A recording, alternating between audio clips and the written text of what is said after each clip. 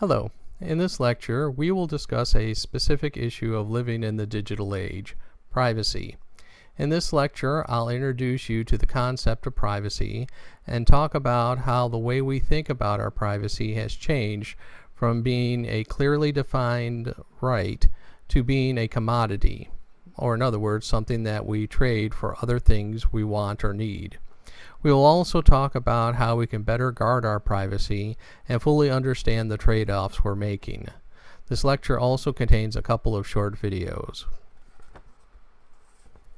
Before we begin, I want you to take a moment and think about all the information that exists in various places about you. Think of everything.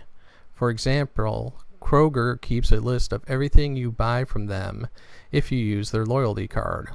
What types of sources of information about you can you think of?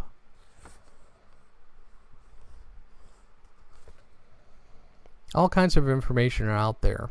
Your social security number, your health information records, and many of your purchases. Embarrassing facts that you and others may have shared electronically through email or social networks. Information about your family, your relationships, your hobbies. And that information is collected and stored by many different organizations. Your prescription history is recorded on your Walgreens or CVS card. Your food purchases are tracked by your Kroger card. The books you are reading are tracked by your library card. And of course, your purchase on Amazon can be seen in your search history. What you watch on TV is being monitored by your DVR. Or what you want to watch on Netflix is also in your history. Where you are and where you have been could be being tracked by your smartphone. Some of this information is consciously shared, and some is shared in the course of our everyday lives without much thought. The fact is, however, there exist stores of information about us that can be very useful and can present great advantages, but also great disadvantages. Before talking about those advantages and disadvantages, let's first talk about some definitions of privacy. Privacy at its very core means the right to be left alone. When we ask someone to give us privacy, we mean they need to get out of our space. It means we don't want everyone to know what we're talking about, that we want to be able to share personal information or thoughts on our own terms and ways in which we can control how that information can be used. Simply put, information privacy is about choosing what information we want to share and choosing who we want to share it with. Is privacy a right? That's an important and somewhat difficult question to answer. From a legal standpoint, there's no specific constitutional right to privacy. But there is a constitutional... let me rephrase that. Yes, there is no specific constitutional right to privacy, like your right to freedom of the press, right to free speech, and right to practice the religion of your choosing. But there are some embedded rights in the Constitution, especially in the amendments. So let's take a look at the amendments that I'm speaking of. For example, the Third Amendment, which says the government can't put soldiers in your home, and also the Fourth Amendment, which protects against unreasonable search and seizure. The Fifth Amendment, which says a person cannot be forced to testify against himself, or the 14th Amendment, which says the government cannot, under most circumstances, deprive any person of life, liberty, or property. And it's the 14th Amendment that has been used to support personal privacy, mostly sexual and reproductive privacy. So you can see in the Third Amendment, not being able to go into your home, that's a kind of privacy. Fourth Amendment should be secure in their person's house, papers, and effects. That's a kind of privacy.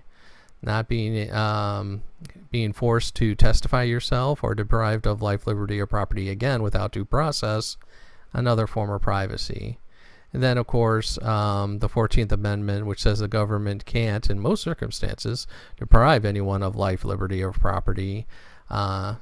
it can all be used together into this idea of privacy. There are also laws about privacy. Congress has passed such laws as the Family Educational Rights and Privacy Act, FERPA, and that's the one that keeps others from knowing how you're doing in your college classes. And then there's also HIPAA, the Health Insurance Portability and Accountability Act, which keeps your medical records private. Those who view privacy as a right see this information as something that we individually own and something we should control the use of. Advocates of privacy rights believe that in the wrong hands, our private information could be shared too widely and without our control, that it can be used to harm us. Consider this possible future.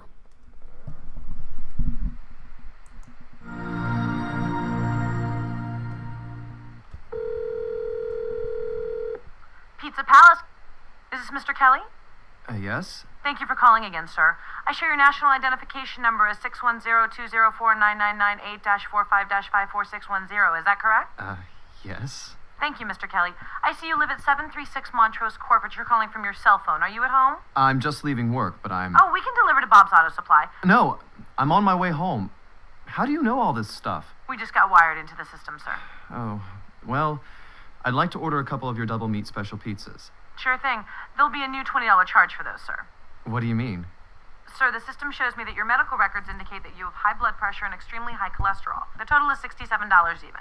$67? Well, that includes the delivery surcharge of $15 to cover the added risk to our driver of traveling through an orange zone. I live in an orange zone? Now you do. Looks like there was another robbery on Montrose yesterday. But I want double meat. Well, I'm sure you can afford the $67 then. You just bought those tickets to Hawaii. They weren't cheap, eh? Oh, but I see you checked out the budget beach bum at the library last week. I'll get the Sprout subs. Good choice, sir. Gotta watch that waist if you're hitting the beach, eh? 42 inches. Wow. That's how much? Just between you and me, there's a $3 off coupon in this month's Total Men's Fitness magazine. Your wife Betty subscribes to that, right? Anyhow, clip that and it's $19.99 even. Whoa, looks like you maxed out on all your credit cards. Bring cash, okay? Want to stop this from happening? Okay, that's a little unbiased video, but it's a probable future. Privacy can also be thought of as a commodity. In other words, our private information is like a currency that we can trade for other things we want. Think of it this way. Do you use Facebook, Twitter, or Gmail? How much do you pay for those services? Well, they're free, but only in the sense that you don't pay any money for them. You do pay with your information. What you buy, what you search for, is incredibly valuable for companies that want to sell you products. It may also be incredibly valuable to us as customers. Some say targeted advertising and marketing helps us find better deals on products that we really want or need. What do you think is sharing this type of information worth? Is it worth it at all? The benefits of targeted advertising and marketing outweigh any risk associated with sharing private information. Or, if you're concerned about your privacy, it isn't. So let's watch this video about something that Target did. And this is a true story. Oops. Went past the slide I want here. And still going past the slide here. Did you know that by studying shoppers' habits, companies can predict what you want to buy? And sometimes that's a problem. A few years ago, for instance, a father walked into a Target store in Minnesota, clutching an advertisement. He started yelling at the manager. "Did you send this to my daughter?" he asked. The ad contained all these coupons for baby clothes, bottles, and formula and cribs.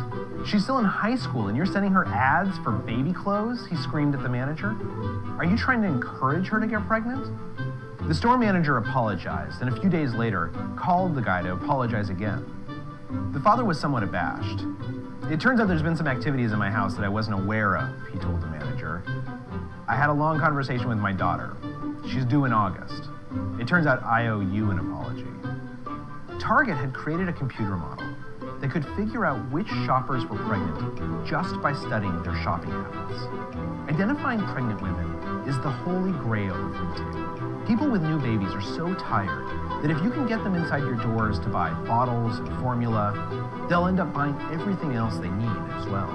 And if a new parent starts shopping at Target, they'll keep coming back for years. So how did Target start marketing to parents before the baby arrived? Lots of people buy lotion, but a Target data analyst noticed that women on Target's baby registry started buying very large quantities of lotion in about their second trimester. Someone else noticed that in about their 20th week, pregnant women started loading up on vitamins. By crawling through the data, Target was able to identify about 25 different items that, when analyzed together, would allow them to predict if someone was pregnant. Target's program was so accurate that it could assign almost any regular shopper a pregnancy prediction score. But the problem with all this data, as the father in Minnesota demonstrated, is that Target couldn't let on how much they knew. After all, shoppers might get a little bit upset if they received an advertisement making it clear that Target was studying their reproductive plans. So how did Target solve this problem? They started mixing in ads for bottles and formula with other products that had nothing to do with pregnancy, like lawnmowers and wine glasses, things that they knew a pregnant woman wouldn't necessarily be interested in. As a result, the baby ads looked random, and it worked. Women started using the coupons, and Target's mom and baby sales exploded. The lesson?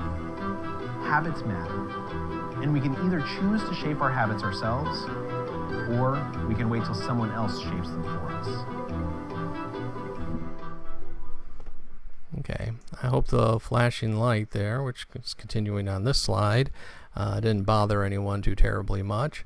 But you can see how important information and the collecting of that information and the mining of that information could be to a big company like Target. So, privacy can be something that we trade, but is it a fair trade? It might be, as long as we know what we're giving up and what we're getting in return. The trading, especially on the internet, is built upon agreements, many of which we routinely,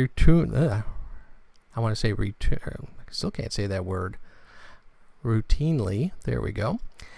Many of which we routinely agree to without fully understanding and without giving them a second thought. And honestly, how many of us actually read the terms of services, or did we just click on it and move on to what we really wanted?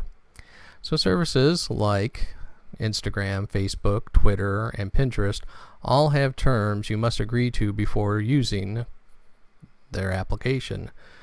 For example, in one of these terms of services agreements, the person has to agree to grant a transferable sub-licensable royalty-free worldwide license for content such as photos and video. That means the company can use our content anywhere in the world without giving us any money, or choose that they can transfer that right to another person and even charging that other person a fee and use it for using the content. So they make money off of something you put online and you get no cut of it. So anything you put onto the service becomes that service's property that they can buy and sell.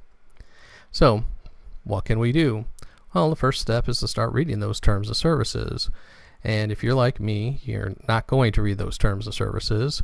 So a good place to go to see what information and privacy you're giving up is a website called Terms of Service Did Not Read, and you can find it at tosdr.org.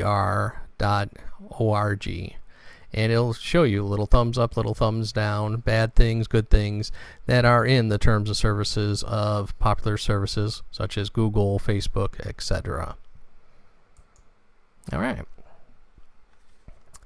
Recent news informed us and continues to form us of intelligence programs run by the government, the U.S. government, in which U.S. investigators can access vast stores of information about individuals. information about phone calls, website visits, social networks used, and other online activities. President Obama said that he believed the programs were the right balance between privacy and security. He said you can't have 100% security, 100% privacy with no inconveniences. Do you agree with President Obama about this?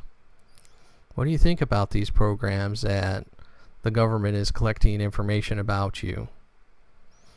Are these trade-offs between privacy, security, and convenience acceptable to you?